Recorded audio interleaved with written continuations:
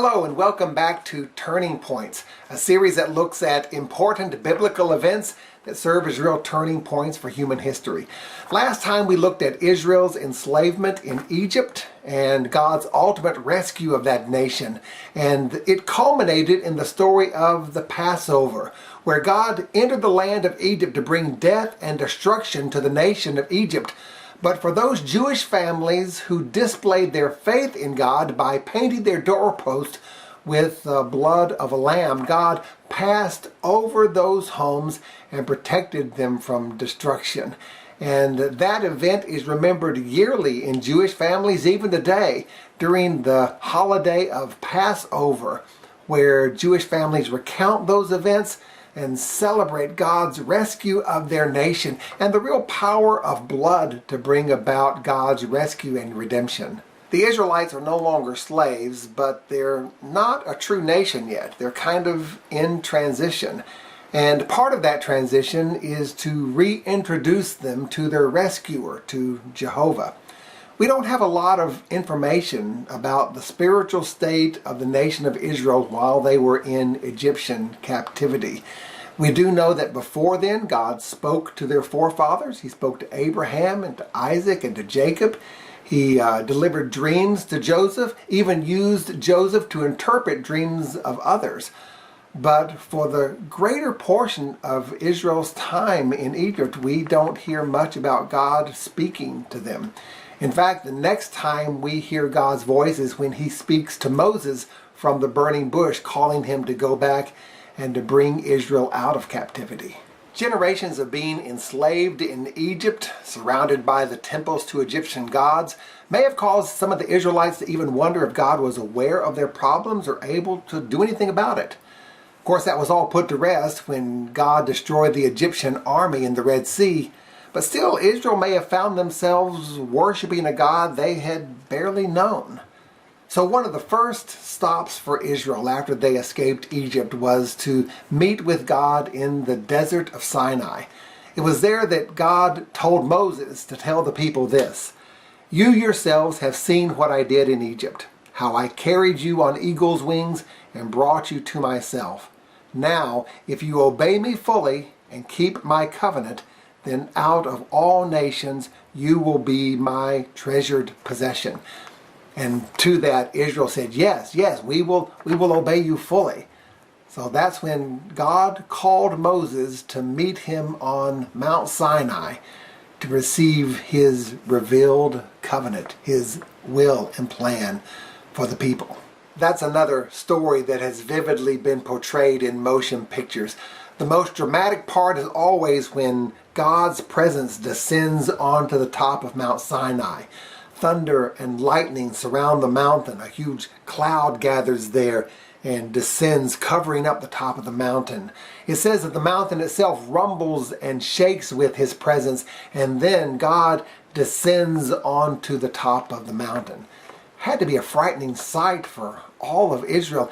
In fact, God told Moses to build a barrier around the mountain and then to tell the people not to try to go up onto the mountain, for if they did, or even if they touched the mountain, they would die. It's a reminder to us that God is not like human beings, not ever fully comprehended, and never someone to be treated casually.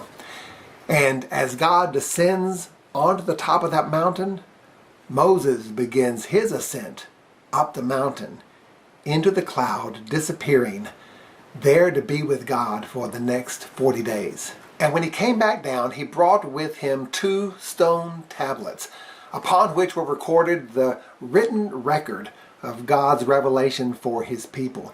They were engraved on front and back, and for the first time in Jewish history, God's will and his plan for his people were presented to them in written form. These 2 stone tablets are some of the earliest collections of laws in all of human history. According to the Jewish faith, there are 613 laws in the Torah, including instructions about moral behavior and religious practices, crime and punishment, and really give us a glimpse of what God is like. And none are more well known than these first 10, the 10 Commandments. There are other laws from ancient cultures in this time period. None are so concise, and none include not only an instruction about how we treat one another, but also guidance about how we are to treat our Creator. They begin with the command, "Do not worship any other God but me." Because all of these commands are grounded in the premise that the God who gives them has the authority to expect our allegiance to them. He says, "Do not worship any objects instead of me," because he knows human nature tilts toward trying to make God tangible, but in doing that, we really just bring him down to our level. He says, "Do not use my name casually or vulgarly," because he is holy, and even his name is to be treated with respect. He says, "Honor the Sabbath to keep it holy," because he knows that our nature is to be busy, and that robs God of the attention he deserves, and the rest he knows that we need. He says, "Honor your father and your mother," because all relationships depend upon respect and honor.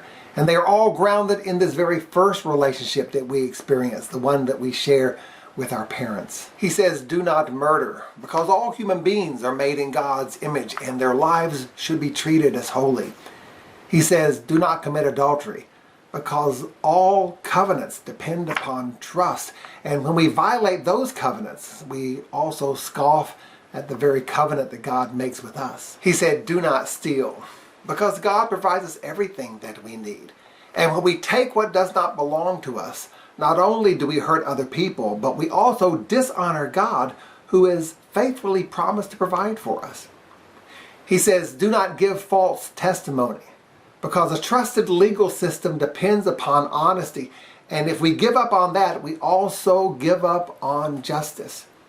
And he says, "Do not covet what your neighbors have," because long before we steal from them, we long for what they have.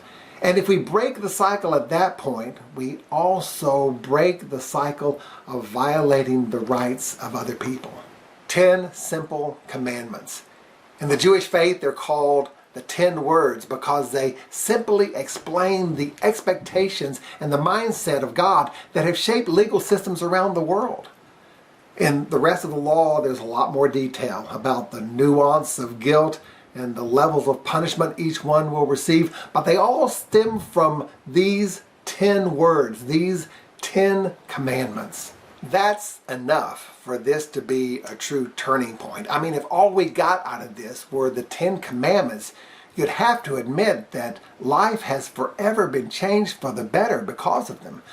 But there is another reason this is a real turning point for human history. We've grown so accustomed to these laws, these commandments, we fail sometimes to remember how special they are. But for much of the world before this, and for some of it after this, their search for God was always shrouded in darkness and confusion. There are a lot of religions in the world, but they can generally be divided into two groups of religions.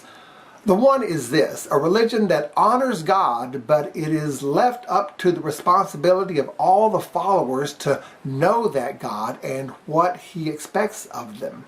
A lot of pagan religions are like this. For instance, you plant crops in the spring of the year and you offer a sacrifice to your God in order to bring about a good harvest. But soon after you offer the sacrifice, the rains come and flood out your crops, and you've just learned something about your God. He doesn't like that sacrifice. He didn't tell you that in advance. You had to learn it only from experience. And so the next time you offer a sacrifice, you offer a different sacrifice. And the sun comes out and your new crops flourish, and then you realize, aha, now I know what sacrifice my God likes. Or at least you think you do. Because you offer that same sacrifice again, and all of a sudden the sun dries up all of your crops and they wither in the ground. And now you're confused because you don't know what sacrifice to offer for your God. And you don't know what to do in order to please Him. You are at the mercy of a closed-mouthed God who holds you fully responsible for obeying his unspoken commandments. In contrast to that, there are other world religions that honor a God who reveals his will to them. They know what is morally right because God has told them what is right. They know what kind of religious practices he accepts because God has revealed his will to them. They may not always like what he says. They may not always do what he says, but they know what God expects and why, when they choose to do otherwise, they oftentimes experience his wrath.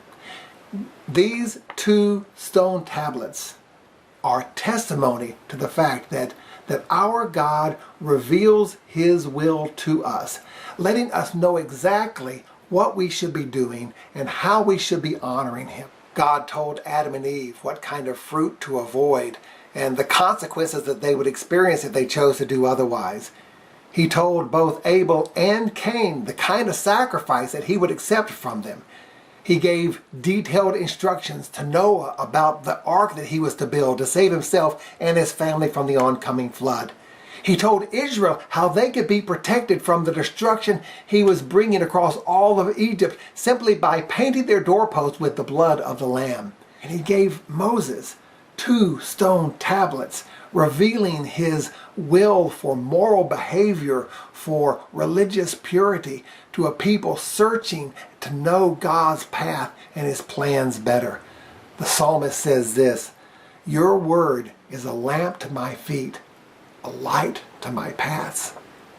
And so in the centuries to come, when Jesus would arrive, God's only begotten Son on this planet, to show us the Father, the Apostle John described him with these words, "The Word became flesh and made his dwelling among us, and we have seen his glory, the glory of the one and only Son who came from the Father, full of grace and truth."